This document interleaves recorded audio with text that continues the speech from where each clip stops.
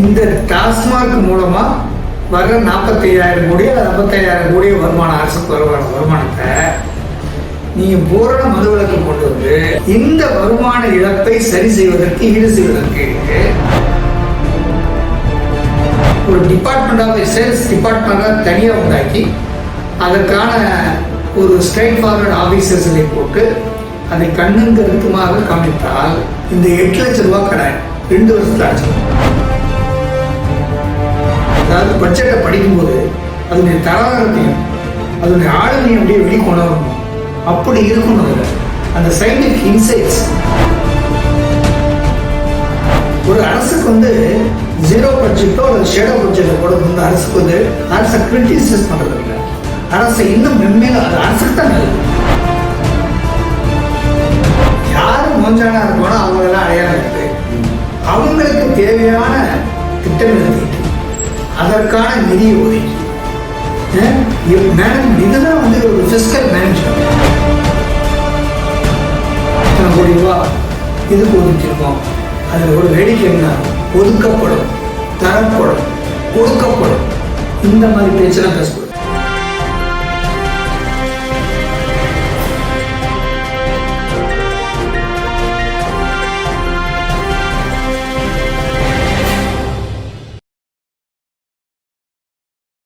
CCN media நேயர்களுக்கு இனிய வணக்கம். ஷேடோ பட்ஜெட் ஒரு அரசுக்கு ஒரு வழிகாட்டியாக 23வது ஆண்டாக பாமக சார்பில் வெளியிட்டிருக்கும் ஷேடோ பட்ஜெட் துறை சார்ந்த வல்லுநர்களால் மட்டுமின்றி பல்வேறு கட்சி தலைவர்களாலும் அறிஞர்களாலும் பொருளாதார ஆர்வலர்களாலும் மாணவர்களாலும் விவசாயிகளாலும் தொழில் சார்ந்த லட்சக்கணக்கான தொழில் அதிபர்களாலும் இன்னும் பல துறை சார்ந்த நிபுணர்கள், வழிகாட்டிகள் என பலரது ஆச்சரியத்திற்கும் வியப்புக்கும் பல காரணங்கள் அந்த நிழல் நிதிநிலை அறிக்கையில் இடம்பெற்றிருப்பதாக பல்வேறு விதமான தகவல்கள் தெரிவிக்கின்றன. தொடர்ந்து 23 ஆண்டுகளுக்கு மேலாக ஒரு ஷேடோ பட்ஜெட் நிறுவி ஒவ்வொரு வருடமும் அது மாநில அரசுகளுக்கும் மத்திய அரசுகளுக்கும் மட்டுமின்றி பல நாடுகளுக்கு ஒரு முன் உதாரணமாக இந்த ஷேடோ பட்ஜெட் இருப்பதாக உலகத் தமிழர்கள் மத்தியில் மிகுந்த ஒரு வரவேற்பும் இருப்பதை நாம் மறுப்பதற்கே இல்லை. இதனுடைய ஷேடோ பட்ஜெட்டுடைய முக்கியத்துவம் குறித்தும் அதனுடைய எதிர்கால நலன்கள் பற்றியும் அதனுடைய பல்வேறு விதமான சிறப்புகள் குறித்தும் நம்முடைய விரிவாக கலந்துரையாட இணைந்திருக்கிறார் திராவிட முற்போக்கு மக்கள் கட்சி நிறுவன தலைவரும் அரசியல் விமர்சகரும் முன்னாள் சட்டப்பேரவை உறுப்பினரும் மருத்துவருமான திரு ஸ்ரீதரன் அவர்கள். வணக்கம் சார். அதாவது பாட்டாளி மக்கள் கட்சி சார்பாக வெளியிடப்பட்டிருக்கும் ஷேடோ பட்ஜெட் அதனுடைய வந்து முக்கியத்துவம், சிறப்புகள், அது எப்படியெல்லாம் வந்து ஆட்சியாளர்களும் இன்னும் பிற அறிஞர் பெருமக்களும் கல்வியாளர்களும் மாணவர்களும் விவசாயிகளும் எப்படிலாம் பயன்படுத்திக் கொள்ள வேண்டும் அப்படின்னு வந்து உங்களுடைய பார்வையில் ஒரு நல்ல டாபிக். திராவிட முற்போக்கு மக்கள் கட்சியுடைய நிறுவன தலைவர் என்ற முறையிலும் ஒரு முன்னாள் சட்டமன்ற உறுப்பினர் என்ற முறையிலும் அதே முன்னாள் அதிமுக சட்டமன்ற உறுப்பினர்களும் ஒரு அரசியல் விமர்சகர் என்ற முறையிலும் ஒரு மருத்துவர் என்ற முறையிலும் டாக்டர் ராமதாஸ் அவர்களுக்கும் டாக்டர் அன்புமணி அவர்களுக்கும் ஒரு மிகப்பெரிய ஒரு நன்றியை இந்த நேரத்தில் இந்த பதிவு வாயிலாக தெரிவித்துக் கொள்கிறேன். காரணம், அவர்கள் நன்றியை பெறுவதற்கு, பாராட்டை பெறுவதற்குரிய தலைவர்கள். ஏன்னா அவங்க பாட்டாளி மக்கள் கட்சி தொடங்கிலிருந்து அதாவது சமூகம் எவ்வாறு கட்டுக்கோப்பாக இருக்க வேண்டும் என்ற எண்ணத்தில் ஒரு பரந்த இனத்தில், இங்கிலீஷில் சொல்லப்போனால் ஒரு பிராக்மேட்டிக் அப்ரோச், சமுதாயம் எப்படி ஆரோக்கியமாக இருக்கணும்னு சொல்லி மது போதைப்பழக்கம் அதன் வாயிலாக அதன் மூலமாக பொதுமக்களுக்கு ஏற்படுகின்ற பேரழிவை தொடர்ந்து வலியுறுத்தி வருகின்றார் டாக்டர் ராமதாஸ் அவர்கள். அந்த வகையிலும் இந்த 23வது நிலை பட்ஜெட்டில் கூட அது ஒரு தனி விட்டு தமிழ்நாட்டில் மதுவிலக்கு இருக்காது அப்படின்னு சொல்லி கொடுத்துருக்கிறது வரவேற்கக்கூடியது. அதே மட்டுமல்லாமல் பல்வேறு தமிழ்நாட்டினுடைய பல்வேறு நலத்திட்டங்களில் அவர் அதாவது அப்ளைடு பாலிடிக்ஸ் ஒரு இன்றைய காலகட்டத்தில் இந்திய அரசியல் சூழ்நிலையில் இந்திய வளரும் தமிழகத்திற்கும் வளரும் மனித குலத்திற்கு ஏற்றாற்போல் ஒரு வரவு செலவு திட்டத்தை தயாரித்து வரவு எவ்வளவு, செலவு எவ்வளவு, மூலதன செலவு எவ்வளவு, எதிர்பாராத செலவு எவ்வளவு, கடன் சுமையை எப்படி குறைப்பது, கடன் சுமையை எப்படி ஒரே வருஷத்துல பாதி குறைச்சிடலாம் அப்படின்னு சொல்றாரு. அதற்கு மேலாக அந்த நிதி மேலாண்மையை கோடிட்டு காட்டுகிறார்கள். என்ன அப்படின்னா, எல்லாரும் நம்ம பார்த்துட்டு இன்னைக்கு 55,000 கோடி, 54,000 கோடி, போன வருஷம் 45,000 கோடி டாஸ்மார்க் மூலம் மது விற்பனை மூலம் அரசாங்கத்துக்கு வருமானம் வந்துச்சு. இந்த வருமானத்தை வச்சு தான் நலத்திட்டங்கள் செய்ய வேண்டியது அப்படின்னு சொல்றாங்க. இதுல வேடிக்கை என்னன்னா, அந்த பட்ஜெட்ல டாஸ்மார்க்னால ஆண்டு ஒன்றுக்கு 100 கோடி ரூபாய் நஷ்டம் அப்படின்னு கணக்கு சொல்வதாக கேள்விப்பட்டேன். டாஸ்மார்க்ல ஆண்டு ஒன்றுக்கு 100 கோடி ரூபாய் நட்டம் தான் அரசுக்கு. அது சம்பந்தமான விவாதம் அதுக்கு அடுத்த விவாதம் வச்சுக்கலாம். ஆமா, அது கிணறு விட்டு போதுக்கலாம் இல்லையா? இப்போ அதுல கோடிட்டு காட்டிருக்காரு. இப்ப 23வது நிதிநிலை அறிக்கையில கரெக்டா நான் ஏற்கனவே ஒரு யூடியூப்ல சிசி மீடியால யூடியூப்ல ஒரு பதிவு போட்டிருந்தேன். இந்த டாஸ்மார்க் மூலமா வர்ற 45,000 கோடி 55,000 கோடி வருமானம், அரசுக்கு வருமானத்தை நீங்க பூரண மதுவிலக்கு கொண்டு வந்து இந்த வருமான இழப்பை சரி செய்வதற்கு, ஈடு செய்வதற்கு இந்த 23வது நிதிநிலை அறிக்கை, பாட்டாளி மக்கள் கட்சி தயாரித்த நிதிநிலை அறிக்கையில் மிக அழகாக, தெளிவாக, அறிவுபூர்வமாக, அறிவார்ந்த பார்வையில் சொல்லியிருக்காங்க. எப்படின்னா, தாது மணல், ஆற்று மணல், கனிம வளங்கள் இதை அரசாங்கமே எடுத்து நடத்துறது. இது வரைக்கும் டெண்டர் கொடுத்துட்டு இருந்தாங்க, மற்றவங்களுக்கு தான் இருந்தாங்க. கோடிக்கணக்கான ரூபாய் நாம முறையா அரசாங்கம் அரசுடைமையாக்கி அது ஒரு டிபார்ட்மெண்டாக, சேல்ஸ் டிபார்ட்மெண்டாக தனியாக உண்டாக்கி அதற்கான ஒரு ஸ்ட்ரைட் ஃபார்வர்ட் ஆபீசர்ஸை போட்டு அதை கண்ணும் கருத்துமாக கவனித்தால் இந்த 8 லட்சம் ரூபாய் கடன் 2 வருஷத்துல அடைச்சிடும். 2 வருஷத்துல கடன் அடைச்சிட்டு நிறைய ஆலோசனை சொல்லிட்டு நிறைய விஷயம் சொல்லியிருக்காங்க. இந்த 2 வருஷத்துக்கு அடைச்சிட்டு அடுத்த 3வது வருஷம் சர்ப்ளஸ் வருவாய் நமக்கு மிச்சமாயிடும். 0 பட்ஜெட், அதாவது வரி இல்லாத பட்ஜெட்டை நம்ம போடலாம். 1. 2வது, வெளிப்பு நிலை மக்களை மேலோக்கிற்கு அள்ளி விடலாம், அள்ளி வீசலாம் திட்டங்களை.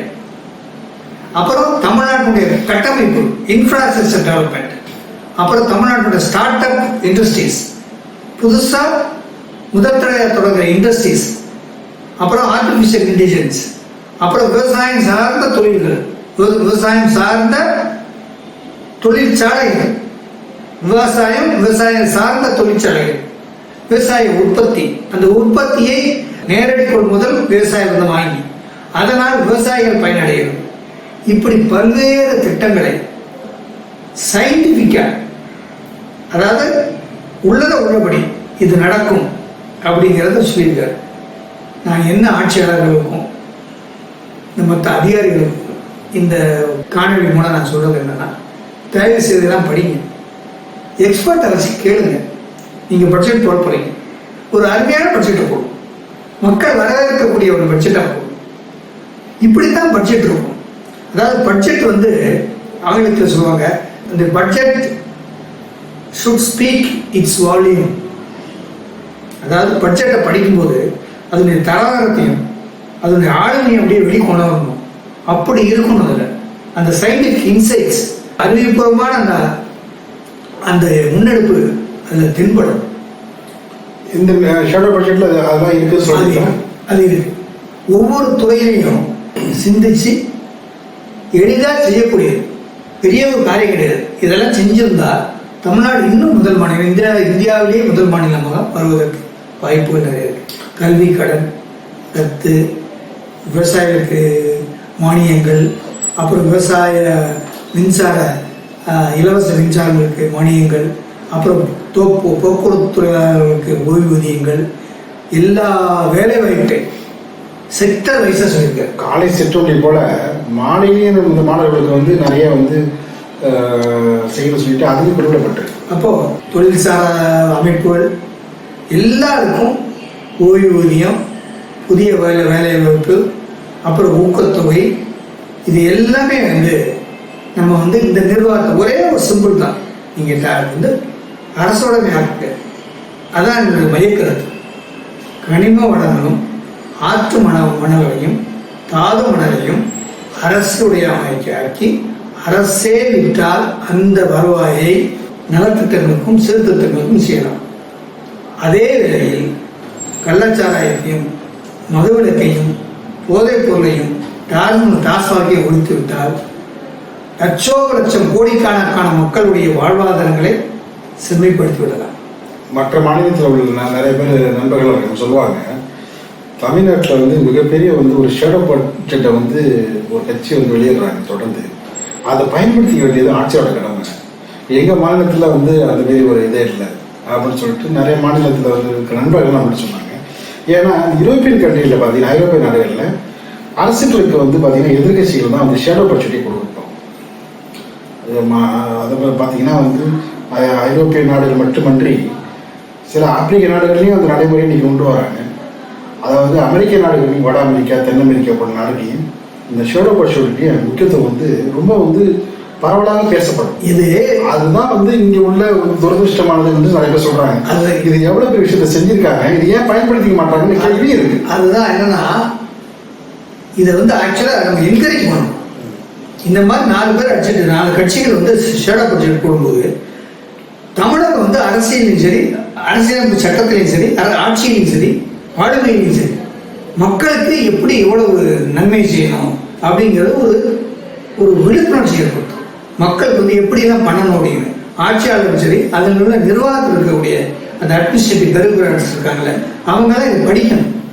இதை படித்து இதில் ஒன்றும் இல்லை, இந்த பட்ஜெட்டை, இந்த ஷேடோ பட்ஜெட்டை எடுத்து டிபேட்டில் விடணும். அவங்க ஒரு கான்ஃபரன்ஸில் வச்சு என்ன இது என்ன பூஸ்டப் பண்ணியிருக்காங்களா, இல்லை இது சாத்தியம் இல்லையா, இதை எங்கே எடுத்துக்கலாம், இது அரசாங்கம் எவ்வளோ தூரம் எடுத்துக்கலாம் இதை அப்படின்னு பேசணும். எக்ராஸ் டேபிள் டிஸ்கஸ் பண்ணணும். இப்படிலாம் டிஸ்கஸ் பண்ணி அந்த வந்து பட்ஜெட்டை போடும்போது தான் வந்து நாளைக்கு பட்ஜெட்டு சட்டமன்றத்தில் சொல்லும்போது, சட்டமன்றத்தில் அந்த பட்ஜெட்டை உரையை நம்ம நீங்கள் விவாதம் பண்ணும்போதும், அந்த பட்ஜெட் உரைக்கு நீங்கள் பதில் சொல்லும் போதும், நீங்கள் சொல்கின்ற ஒவ்வொரு வாதமும் ஏற்புடையதாக இருக்கும். அதாவது அந்த நான் அடிக்கடி சொல்லுவேன், இந்த நிதிநிலை அறிக்கை சட்டமன்றத்தில் வைக்கும் பொழுதும், இந்த நிதிநிலை அறிக்கை சட்டமன்றத்தில் ஆய்வுக்கு எடுத்துக்கொள்ளப்படுகின்ற போதும், இந்த நிதிநிலை அறிக்கை சட்டமன்றத்தில் விவாதம் செய்யும் பொழுதும், இந்த நிதிநிலை அறிக்கை சட்டமன்றத்தில் பதிலளிக்கும் போது, நிதிநிலை அறிக்கை நிதித்துறை அமைச்சர் பதிலுரை செய்யும் போதும் ஒரு கிளாஸ் மாதிரி இருக்கும், பாடம் எடுக்கிற மாதிரி இருக்கும். இது ஒரு ஆவணமாகவே நீங்கள் வந்து பயன்படுத்தணும்னு சொல்லிட்டு நிறைய பேர் சொல்கிறாங்க. பிஎம்கேவுடைய அந்த ஷேடோ பட்ஜெட்டை ஒவ்வொரு நீங்கள் ஆவணமாக கூட பயன்படுத்த வேண்டாம். ஆவணம் பயன்படுத்தி ஆவணமாக பயன்பட வேண்டாம். நீங்கள் இதை பார்த்து எடுத்து இது சரியில்லை சொல்லுங்க, ஆர்கியூ பண்ணுங்க. அதுதான் சொல்கிறாங்க. நீங்கள் வந்து நீங்கள் பட்ஜெட் போடுறீங்க, இல்லைன்னா ஒரு எக்கனாமிக்ஸ் நிறைய பேர் இருக்காங்கல்ல, அவங்களாம் வந்து அது சொல்லுங்க, இதில் தப்பு, இது இவ்வளோ ஃப்ளாக்னு சொல்லுங்க, ஏற்றுக்கொள்ளும். இப்படித்தான் ஆரோக்கியமாக இருக்கணும். ஒரு அரசுக்கு வந்து ஜீரோ பட்ஜெட்டோ அல்லது ஷேடோ பட்ஜெட்டை போடுறது வந்து அரசுக்கு வந்து அரசை கிரிட்டிசைஸ் பண்ணுறது இல்லை, அரசை இன்னும் மென்மேலும் அது அரசுக்கு தான் நல்லது, செம்மைப்படுத்துவதற்காக.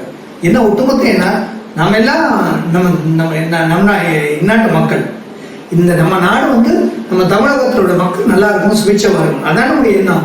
அதுதான் எல்லா கட்சியுடைய கொள்கையும். அது வந்து கூடுதலா வந்து சிரத்தை எடுத்துக்கிட்டு அதை வந்து கூடுதலா வந்து இப்படித்தான் ஒவ்வொரு எதிர்கட்சிகளும் இருக்க வேண்டும். அது இவங்க வந்து இன்னும் அதிகமா செயல்படுறாங்க. நான் மாநிலங்களுடைய வளர்ச்சி, நாட்டுடைய முன்னேற்றம் இது ரொம்ப அவசியம் அப்படின்ட்டு அவங்களுடைய ஒவ்வொரு கொள்கை இடஒதுக்கீடா இருக்கட்டும், மற்றபடி சாதி இந்த நில பட்ஜெட்ல ரொம்ப அருமையாக சாதிவாரி கணக்கெடுப்பு எடுக்கணும் எல்லாருமே முன்கூட்டிட்டு இருக்கு. சாதிவாரி கணக்கு எடுக்கணும். சாதிவாரி கணக்கு எடுத்து அதை பேச மாட்டேங்கிறாங்க. எந்த இங்க இருக்கக்கூடிய பத்திரிகையும் சரி, பத்திரிகை நண்பர்களும் சரி, என்ன ஒரு சாதிவாரி கணக்கு எடுத்தா இது என்ன நட்டம் வந்துச்சு, யாரு மோஞ்சானா இருக்கணும் அவங்களெல்லாம் அடையாளம் கண்டு அவங்களுக்கு தேவையான நலத்திட்டங்களை அவங்க வளர்ச்சியில் அவங்க மேம்போட்டு அவங்க மேலதிக்கு கொடுறதுக்கான வளர்ச்சி திட்டங்களுக்கான திட்டங்களை தீட்டி அதற்கான நிதியை ஒதுக்கி மேனேஜ்மெண்ட். இதுதான் வந்து ஒரு ஃபிஸ்கல் மேனேஜ்மெண்ட். ஒரு நிதி மேலாண்மை என்பது இப்படித்தான். அதாவது வருவாய் எவ்வளவு, வருவாயில் மூலதன செலவு, செலவு எவ்வளவு அப்படிங்கிறத பற்றி ஃபிங்கர் டிப்ஸ் வச்சு அதை பாமரன்னு தெரிஞ்சுக்கிற மாதிரி நம்ம வந்து ஒரு நிதிநிலை அறிக்கை அரசாங்கம் வந்து நாட்டு மக்களுக்கு செய்யணும்.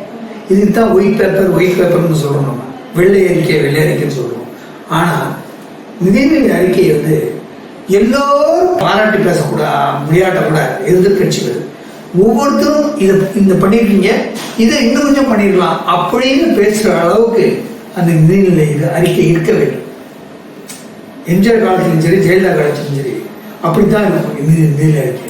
நான் எனக்கு தெரிஞ்ச அளவில் நிதிநிலை அறிக்கையில் ஒரு திட்டங்களை மட்டும் சொல்லி வாக்குக்காக மட்டும் நீங்க வந்து நிதிநிலை அறிக்கை பண்ணக்கூடாது.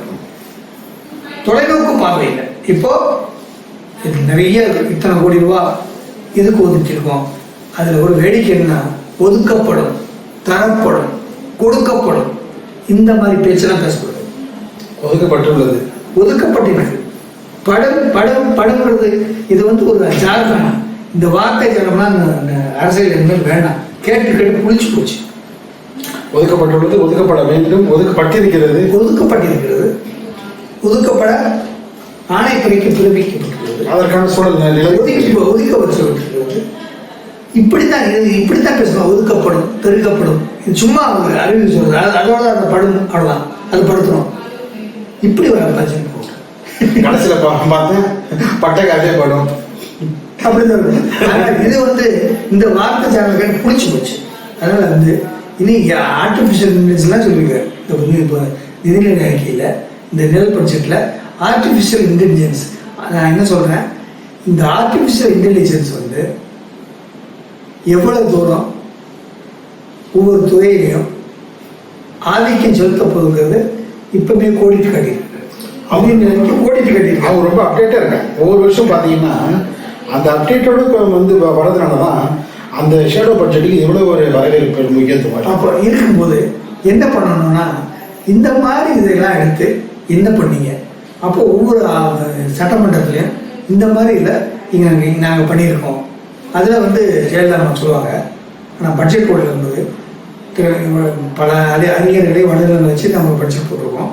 இருந்தாலும் மாண்புமிகு எதிர்கட்சி தலைவரோ எதிர்கட்சி உறுப்பினர் சொன்ன கருத்தை நல்லதாக இருந்தால் எடுத்துக்குவோம் அப்படிதான் பேசுவாங்க.